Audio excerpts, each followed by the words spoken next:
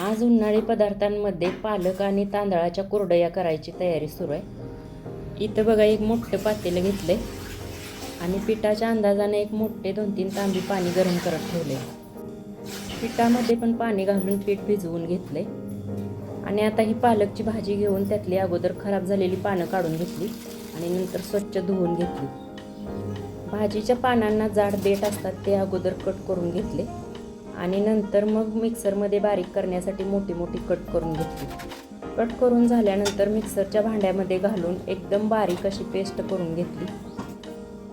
आता हा पालक शक्यतो भाजी करून खायला कुणाला आवडत नाही, पण या भाजीमध्ये भरपूर असे औषधी गुणधर्म आहेत। या भाजीमध्ये विटॅमिन सी, फायबर आणि आयर्नचे प्रमाण भरपूर असते, त्यामुळे ही भाजी सगळ्यांनीच खाल्ली पाहिजे।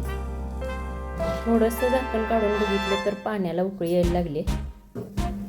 आता हे झाकण काढत असताना या पाण्याची वाफ माझ्या हातावर येत होती, म्हणून मग एक कापड घेतलं आणि मग हे झाकण काढले।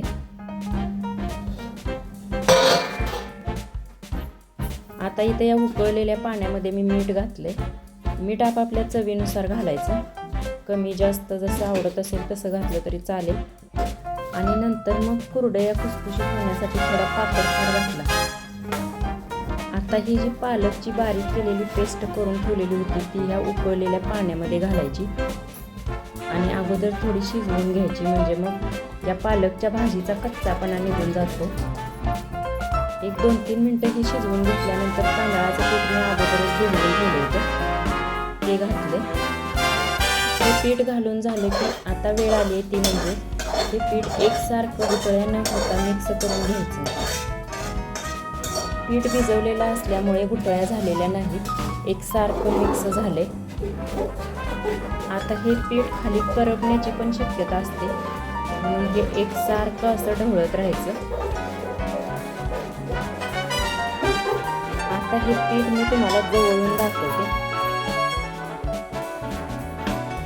हे बघा पीठ खूप छान शिजायला लागले। पालकच्या भाजीचा नैसर्गिक आणि ओरिजिनल हिरवा कलर खूप छान दिसतो। पीठ शिजेल तसा हा कलर खूप छान दिसायला लागलाय। अशाच पद्धतीने टॅमॅटो किंवा बीटरूटच्या पण कुरडया आपण करू शकतो। नैसर्गिक पद्धतीने कलर तर येतोच, शिवाय हेल्दी पण होतात। तो बघा पीठ एकदम मस्त शिजायला लागलं आणि पिठाचा कलर सुद्धा एकदम डार्क हिरवा असा झाला। काचेसारखं पीठ दिसायला लागलं की पीठ शिजलं असं समजायचं। आता हे पीठ अजून एक 10 मिनिटं तरी शिजवायचं, एकदम घट्ट करून घ्यायचं आणि खाली करपू नये याची काळजी पण घ्यायची। त्यासाठी हे असं सतत एकसारखं मिक्स करून घ्यायचं। आता हे पीठ शिजत आले। आता हे पीठ मी 10 ते 15 मिनिटं झाकून ठेवलं आणि नंतर तयारी केली कुरडया गाळायची।